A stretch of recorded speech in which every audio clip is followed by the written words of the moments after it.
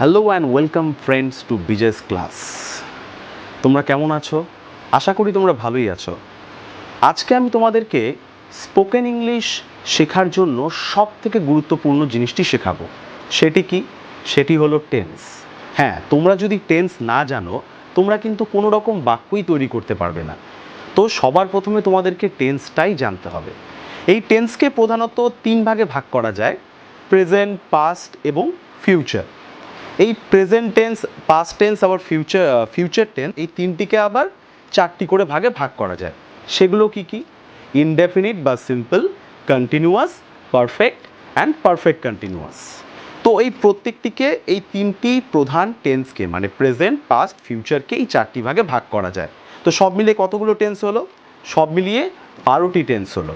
হ্যাঁ, এই 12টি টেন্সই তোমাদের শিখতে হবে যদি তোমরা সঠিকভাবে এবং দ্রুততার সঙ্গে ইংরাজিতে বাক্য তৈরি করতে চাও।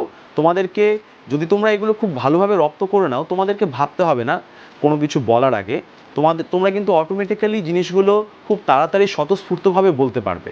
তো টেন্সটা চলো আমরা এক এক করে শিখে নিই। তো প্রেজেন্ট ইনডিফিনিট টেন্স আমরা কখন ব্যবহার করব? যখন বর্তমানে কোনো কাজ সাধারণভাবে হয় বোঝায় তখন কিন্তু আমরা প্রেজেন্ট ইনডিফিনিট টেন্স ব্যবহার করব। তাছাড়া আরও দুটি পরিস্থিতি রয়েছে যেই পরিস্থিতিতে আমরা প্রেজেন্ট ইনডিফিনিট টেন্স ব্যবহার করতে পারি। সেগুলো কি কি? যখন বর্তমানের কোনো অভ্যাস বোঝাচ্ছে তখন আমরা প্রেজেন্ট ইনডিফিনিট টেন্স ব্যবহার করতে পারি, কিংবা কোনো চিরন্তন সত্য ঘটনাকে বোঝাচ্ছে, যেমন সূর্য পূর্ব দিকে ওঠে। তো এটা একটা চিরন্তন সত্য ঘটনা, কিংবা কোনো সায়েন্টিফিক ফ্যাক্ট বোঝাচ্ছে, তখনও কিন্তু আমরা প্রেজেন্ট ইনডিফিনিট বা সিম্পল প্রেজেন্ট টেন্স ব্যবহার করব। এর স্ট্রাকচারটা কি? এর স্ট্রাকচারটা হলো প্রথমে সাবজেক্ট বসবে, তারপরে ভার্বের ফার্স্ট ফর্ম বসবে, তারপরে অন্যান্য সব কিছু বসবে। তার মানে subject plus verb one plus others. একটা এক্সাম্পল দেখে নেই। যেমন আই গো টু স্কুল, এখানে আইটা সাবজেক্ট, গোটা ভার্বের first form, to school others. এবার যদি subject third person singular number হয় তাহলে কিন্তু ভার্বের সঙ্গে এস বা ইয়েস যোগ হবে।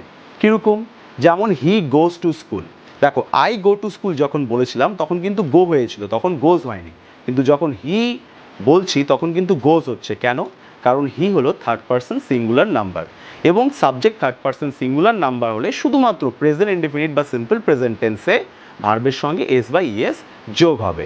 এরপর চলে আসো প্রেজেন্ট কন্টিনিউয়াস টেন্সে। প্রেজেন্ট কন্টিনিউয়াস টেন্স আমরা কখন ব্যবহার করব?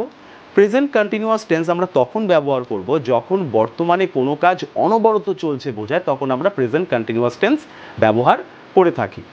যেমন রাম গাড়ি চালাচ্ছে, Ram is driving the car. আমি একটি চিঠি লিখছি, I am writing a letter. তো এই কাজগুলোর ক্ষেত্রে কোনো একটা কাজ অনবরত হচ্ছে এমনটা বোঝাচ্ছে, তাই এখানে আমরা প্রেজেন্ট কন্টিনিউয়াস টেন্স ব্যবহার করছি। প্রেজেন্ট কন্টিনিউয়াস টেন্সের স্ট্রাকচার কি?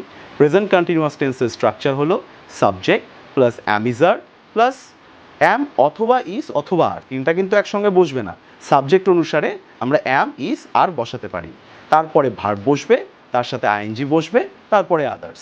একটা example, I am going to school, I এখানে সাবজেক্ট, অ্যাম বসলো, তারপর গোর সঙ্গে আইএনজি, তারপরে স্কুল। তারপরে he is going to school, he is eating rice, I am writing a letter. তারপরে চলে আসো প্রেজেন্ট পারফেক্ট টেন্সে। দেখো, প্রেজেন্ট পারফেক্ট টেন্স কিন্তু একটু ট্রিকি। এখানে তোমাকে বুঝতে হবে যে একটা সূক্ষ্ম ডিফারেন্স রয়েছে প্রেজেন্ট পারফেক্ট টেন্স এবং সিম্পল পাস্ট টেন্সের। অনেকেই ভাবে যে সিম্পল পাস্ট টেন্স তো রয়েছে, তাহলে কেন আমরা প্রেজেন্ট পারফেক্ট টেন্স ব্যবহার করতে যাব? তো প্রেজেন্ট পারফেক্ট টেন্স আমরা তখন ব্যবহার করব যখন কোনো কাজ সবেমাত্র শেষ হয়েছে কিন্তু তার ফল এখনও বর্তমান আছে, এমনটা বোঝালে আমরা প্রেজেন্ট পারফেক্ট টেন্স ব্যবহার করে থাকি। যেমন I have written the letter, এখানে দেখো আমি চিঠিটা লিখেছি কিন্তু চিঠিটা কিন্তু এখনও লেখা আছে, এরকমটা বোঝালে আমরা প্রেজেন্ট পারফেক্ট টেন্স ব্যবহার করতে পারি। প্রেজেন্ট পারফেক্ট টেন্সের স্ট্রাকচার কি? Subject plus has or have plus ভার্বের থার্ড ফর্ম প্লাস আদার্স। একটা example, I have written a letter, I have eaten rice just now, I have eaten rice just now, তার মানে এখনই সবেমাত্র ভাত খেয়েছি, আমার পেটটা এখনও ভরা রয়েছে। তো এই সব ক্ষেত্রে আমরা প্রেজেন্ট পারফেক্ট টেন্স ব্যবহার করে থাকি, মানে কোনো কাজ সবেমাত্র হয়েছে কিন্তু তার ফলটা এখনও বর্তমান আছে। এরপর রয়েছে present perfect continuous tense. Present perfect continuous tense আমরা কখন ব্যবহার করব? যখন কোনো কাজ অতীতে শুরু হয়ে বর্তমানেও চলছে এমনটা বোঝাবে, তখন আমরা প্রেজেন্ট পারফেক্ট, অতীতে শুরু হয়ে বর্তমানে চলছে এমনটা বোঝাবে, তখন আমরা প্রেজেন্ট পারফেক্ট কন্টিনিউয়াস টেন্স ব্যবহার করতে পারি। যেমন I have been writing this letter for 1 hour, তার মানে আমি 1 ঘন্টা ধরে লিখছি, 1 ঘন্টা আগে শুরু হয়েছে এবং কাজটা এখনও চলছে, এমনটা বোঝালে প্রেজেন্ট পারফেক্ট কন্টিনিউয়াস টেন্স হয়। The baby has been crying since morning, তার মানে বাচ্চাটা সকাল থেকে কেঁদেই চলেছে। তো আরেকটা জিনিস লক্ষ্য করার আছে যে যদি কোনো নির্দিষ্ট সময় বোঝানো হয় তখন কিন্তু আমরা সিন্স বা ফ্রম ব্যবহার করব, কিন্তু যদি কোনো অনির্দিষ্ট টাইম বা পিরিয়ড অফ টাইম সময়ের বিস্তার বোঝানো হয় তখন কিন্তু আমরা ফর ব্যবহার করব। যেমন I have been reading for 2 hours, আমি 2 ঘন্টা ধরে পড়েই চলেছি। তো এখানে 2 ঘন্টা কোনো নির্দিষ্ট সময়কে বোঝালো না, একটা সময়ের বিস্তার, সেটা সকালে 2 ঘন্টা হতে পারে, রাতে 2 ঘন্টা হতে পারে, দুপুরে 2 ঘন্টা হতে পারে। তো এরকম ক্ষেত্রে আমরা ফর ব্যবহার করব, কিন্তু যেখানে নির্দিষ্ট সময় উল্লেখ থাকবে, যেমন I have been reading from 4 o'clock, আমি 4টার থেকে পড়ছি, তো 4টা একটা নির্দিষ্ট সময়, এক্ষেত্রে আমরা ফ্রম অথবা সিন্স ব্যবহার করতে পারি। এটা স্ট্রাকচারটা বলার নিস, এর স্ট্রাকচারটি হলো subject plus has or have plus been plus verb plus ING plus others. তো আজকে শুধু প্রেজেন্ট টেন্সটাই বোঝাচ্ছি তোমাদের এই ক্লাসে। নেক্সট ক্লাসগুলোতে আরও 2টো ক্লাস হবে, সেখানে তোমাদের পাস্ট টেন্স এবং ফিউচার টেন্সও আমি বুঝিয়ে দিব। এভাবেই প্রত্যেকটির এক্সাম্পল, প্রত্যেকটি স্ট্রাকচার সব কিছু বলে দিব। আশা করি এটা শেখার পরে তোমাদের আর বাক্য তৈরি করতে কোনো সমস্যা হবে না। আমার অনলাইন ক্লাসে অ্যাডমিশন নেওয়ার জন্য তোমরা স্ক্রিনে দেওয়া হোয়াটসঅ্যাপ নাম্বারে মেসেজ করতে পারো এবং এই ভিডিওটাকে যত পারো শেয়ার করে দাও, লাইক করো, আর আমার ইউটিউব চ্যানেলটিকে অবশ্যই সাবস্ক্রাইব করে দাও। দেখা হচ্ছে নেক্সট ক্লাসে।